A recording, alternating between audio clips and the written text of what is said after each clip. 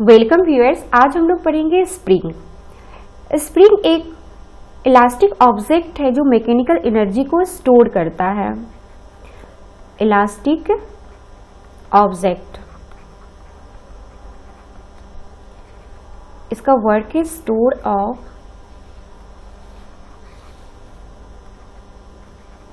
Energy. कौन सा energy? Mechanical.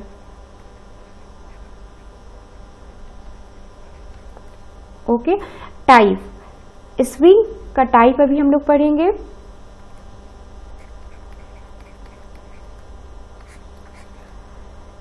Generally ये 3 टाइप का होता है।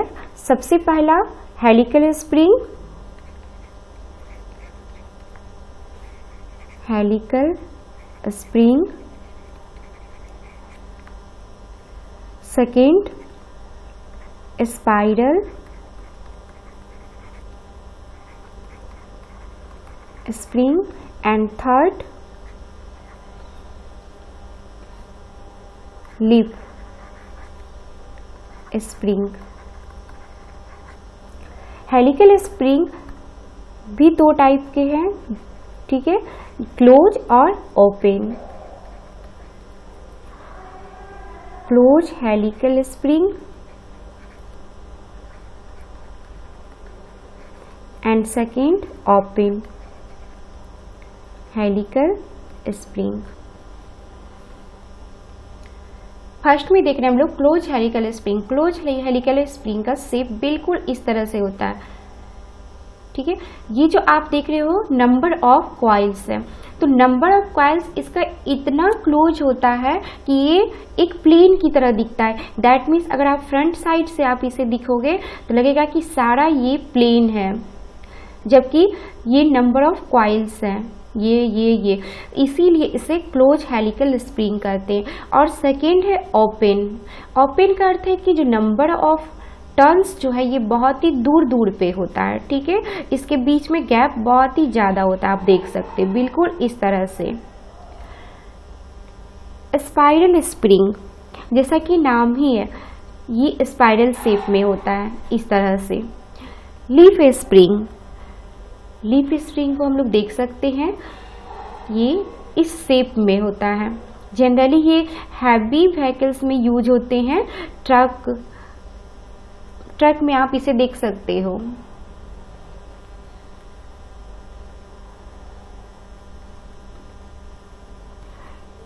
स्प्रिंग का जो वर्क है shock absorber, that means mechanical energy को स्टोर करता है।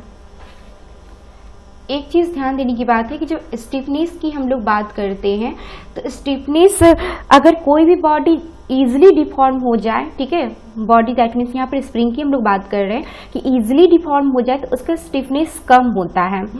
और अगर स्टिफनेस हाई है दैट मीन्स वो बॉडी इजीली डिफॉर्म नहीं होगा। आप देख सकते हो जब आप क्लोज हेलिकल स्प्रिंग को पुश करोगे, ठीक है, तो इजीली ये इसका शेप जो है वो रिड्यूस होगा साइज, ठीक है। लेकिन अगर आप लीफ स्प्रिंग को करोगे तो बहुत ही कम डिफॉर्म होता है, तो इसका स्टिफनेस हाई होगा। स्पाइरल स्प्रिंग जनरली हम लोग देखते हैं कि टॉयज में यूज होता है, जो खिलौने होते हैं बच्चे के उसमें इसका यूज किया जाता है। और हेलिकल स्प्रिंग का जनरली यूज जो होगा वो जैसे कि ट्रेन में हम लोग देख सकते हैं, रेलवे ट्रैक में यूज किया जाता है, ठीक है, इसका यूज।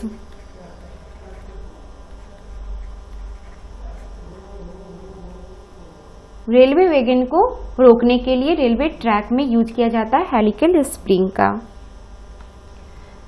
हेलिकल और ओपन, इसका जो मेन डिफरेंस होता है, ठीक है, क्लोज हेलिकल स्प्रिंग ये जनरली टॉर्क, ठीक है, टॉर्क को कैरी करता है, इसीलिए इसे कहा जाता है टॉर्शन स्प्रिंग। Torsion spring. जबकि ओपन, ठीक है, ओपन हेलिकल स्प्रिंग जो है ये 2 टाइप के फोर्स को कैरी करता है, बेंडिंग और टॉर्सन दोनों को। बेंडिंग प्लस टॉर्सन, ठीक है, दोनों में डिफरेंस क्या हुआ कि क्लोज हेलिकल स्प्रिंग जो है वो टॉर्सन को सिर्फ कैरी करता है, जबकि ओपन जो है वो बैंडिंग प्लस टॉर्सन दोनों टाइप के फोर्स को वो कैरी करते हैं। ये फिगर देख रहे हैं, ठीक है, ये फिगर जो आप देख रहे हैं क्लोज हेलिकल स्प्रिंग का है, जिसमें कि हम लोग पहले ही बात कर चुके हैं कि ये बिल्कुल इतना इसका टर्न जो होता है, नंबर ऑफ टर्न्स क्लोज होता है कि एक प्लेन की तरह बिहेव करता है। आप देख सकते हो बिल्कुल इस तरह से एक प्लेन की तरह ये आपको दिख रहा है यहाँ पर, ठीक है। जो वायर का डायमीटर है, ठीक है, जिससे स्प्रिंग बना है जिस वायर से, ये देखिए ये क्या है, ये वायर है, तो इसका डायमीटर है d। दैट मीन्स स्प्रिंग जिस वायर से बना है उसका डायमीटर है d, स्मॉल d। पिच आप देख रहे हो जो एकदम पास है एक दूसरे का, नंबर ऑफ टर्न्स जो कॉइल है उसके बीच का जो डिस्टेंस होगा वो पिच होगा। आप इधर भी देख सकते हो, यानी यहाँ से यहाँ भी ये जो होगा डिस्टेंस वो पिच कहलाएगा। एक और हम देख रहे हैं कि मीन डाया यूज किया हुआ है। इसका अर्थ क्या हुआ, दैट मीन्स जब आप यहाँ से ऊपर से देखोगे टॉप व्यू में, ठीक है, तो ये बिल्कुल एक सर्कल की तरह दिखेगा इसका क्रॉस सेक्शनल एरिया, बिल्कुल इस शेप में।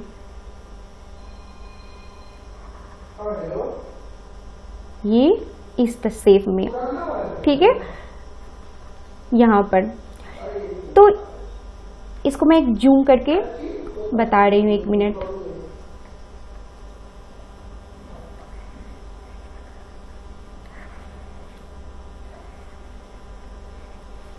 तो आप देख रहे हैं कि ये इंटरनल डाया हो गया। यहाँ से अगर यहाँ की बात करें तो ये इंटरनल डायमीटर होगा, और एक्सटर्नल डायमीटर जो होगा वो यहाँ से यहाँ तक DI, और ये है DO।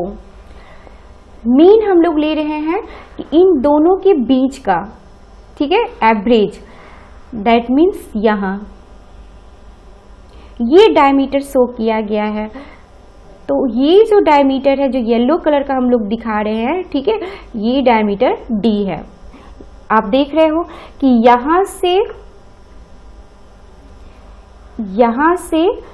यहाँ का डायमीटर ये नहीं लिया है, ठीक है।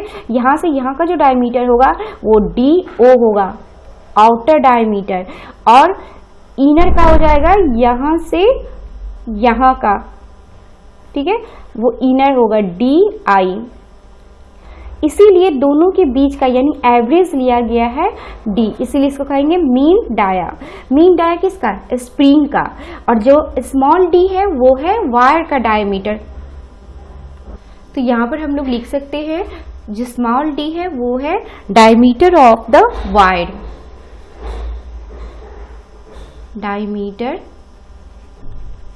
Of the wire forming the spring।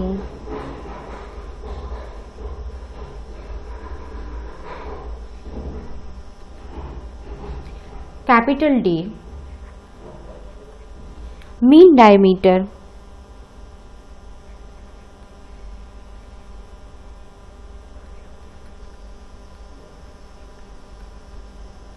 of the spring।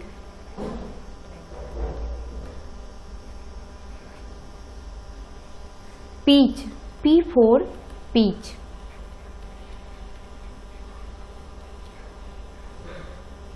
ये स्मॉल p है, और जो यहाँ देख रहे हो आप ये कैपिटल P है। ये लोड के लिए यूज किया गया है एंड पॉइंट पे, कैपिटल P लोड। N, ठीक है, capital N number of turns, spring में कितना टर्न्स है।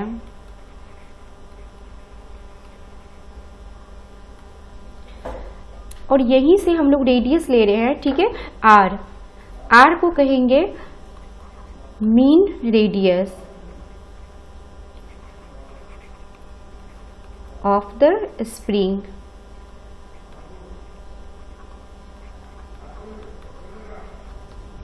दैट मीन्स यहां से यहां तक का।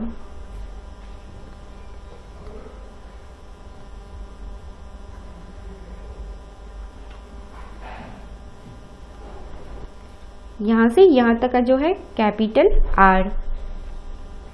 तो स्प्रिंग का जो लेंथ निकालेंगे, ठीक है, L इजकल टू क्या होगा 2 पाई R इंटू N, 2 पाई R इंटू N, ये होगा लेंथ ऑफ द स्प्रिंग। इस स्प्रिंग को अगर हम वर्टिकली कट करते हैं, ठीक है, क्योंकि हमें क्या करना है, स्प्रिंग का स्ट्रेस और डिफ्लेक्शन फाइंड आउट करना है, तो हम क्या करेंगे, सबसे पहले इसको एक प्लेन की तरफ, प्लेन से वर्टिकल हम इसे कट करते हैं हाफ हाफ सेक्शन में। तो आप देखोगे जो हाफ सेक्शन में जब आप इसे कट करोगे और अलग से हम इसे देखेंगे तो ये बिल्कुल इस शेप में दिखेगा।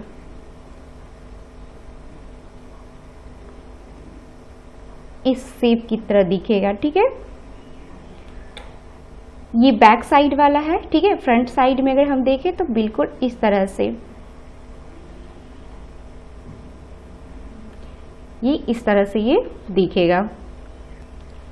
और एक पार्ट से आप देख रहे हो ये जो हाफ टर्न से ये इस तरह से दिखेगा, ठीक है। और हम देख रहे हैं जो ये लोड लगा हुआ है P, ठीक है, वर्टिकल डाउनवर्ड डायरेक्शन में इस तरह से। तो वर्टिकल डाउनवर्ड डायरेक्शन में जो P लोड लगा है, ठीक है, तो शियर स्ट्रेस यहाँ पर डेवलप होगा। शियर स्ट्रेस दो रीजन से डेवलप होता है।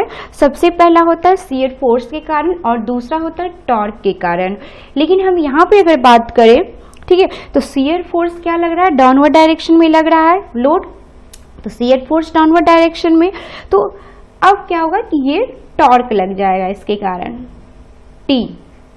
T is equal to P into R, ये रेडियल डिस्टेंस जो इसका यहाँ से यहाँ का डिस्टेंस है। टॉर्क इक्वल टू क्या आता है, फोर्स इंटू डिस्टेंस। यहाँ पर लोड जो है अब शियर फोर्स ये हो गया P इंटू R। तो स्प्रिंग में जो यहाँ पर हम देख रहे हैं कि शियर स्ट्रेस दो रीजन से डेवलप होगा। सबसे पहला रीजन जो इसके लिए है शियर फोर्स और सेकेंड रीजन है टॉर्क।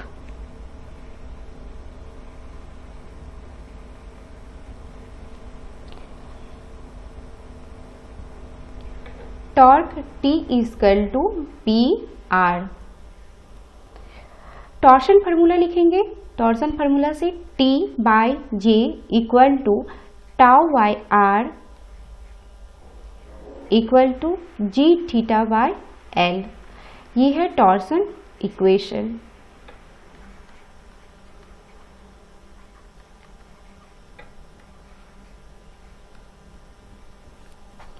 तो हम यहाँ पर ये इन्हें कंसीडर करना नहीं है क्योंकि यहाँ पर हम लोग शियर स्ट्रेस और टॉर्क दोनों के बीच का रिलेशन फाइंड आउट करना है। तो डायरेक्ट हम लोग टाउ इक्वल टू लिखेंगे टी आर बाय जे।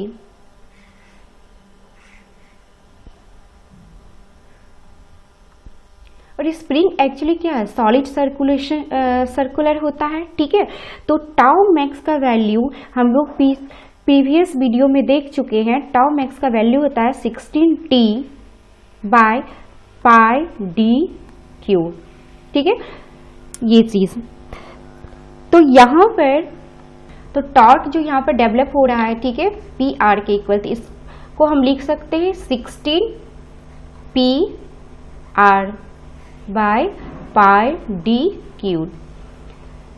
ये तो शियर स्ट्रेस डेवलप हुआ टॉर्क के कारण, ठीक है, एक ये कंप्लीट। नेक्स्ट हमारा शियर फोर्स भी निकालना होगा, तभी तो हम लोग ऐड करेंगे। तो शियर फोर्स के लिए हम लोग जानते हैं, एक मिनट, शियर फोर्स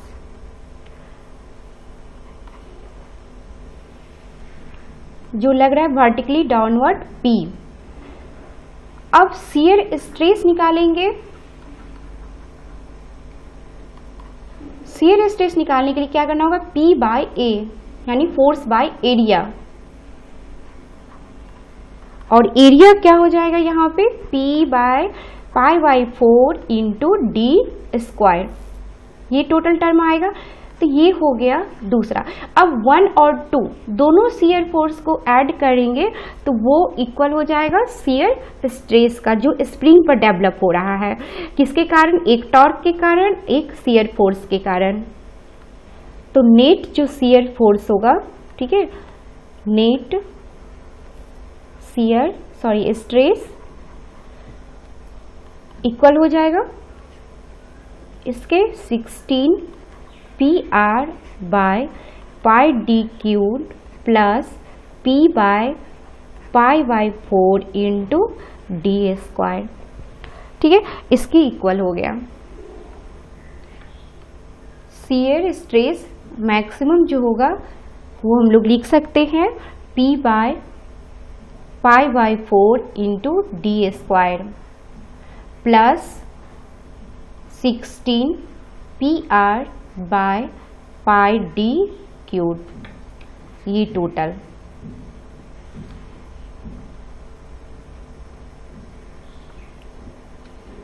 अब यहाँ पे अगर 16 PR bye pi D cube को कॉमन लेते हैं तो क्या आएगा? d बाय 4 यहाँ, और ये हो जाएगा 1 इस फॉर्म में। सिंपल इसको इस फॉर्म में भी लिख सकते हैं 1 प्लस d बाय 4। सॉरी, यहाँ पे r भी होगा ना कॉमन,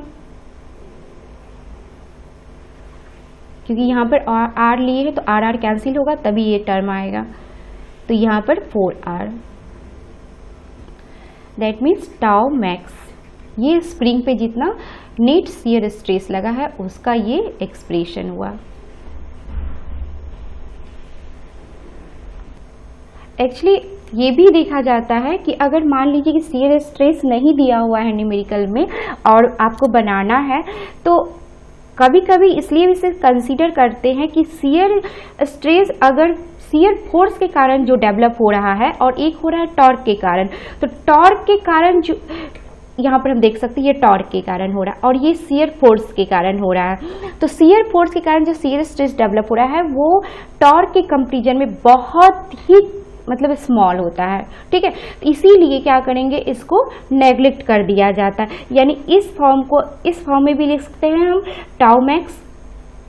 इसको अगर नेग्लेक्ट करें, ठीक है, शियर फोर्स के कारण जो निकला तो ये इक्वल हो जाएगा 16 PR bye pi D cube. New equation इसका होगा। अगर शियर फोर्स के कारण जो स्ट्रेस डेवलप हो रहा है वो नेग्लेक्ट करें तो यहाँ पर लिख दे रहे हैं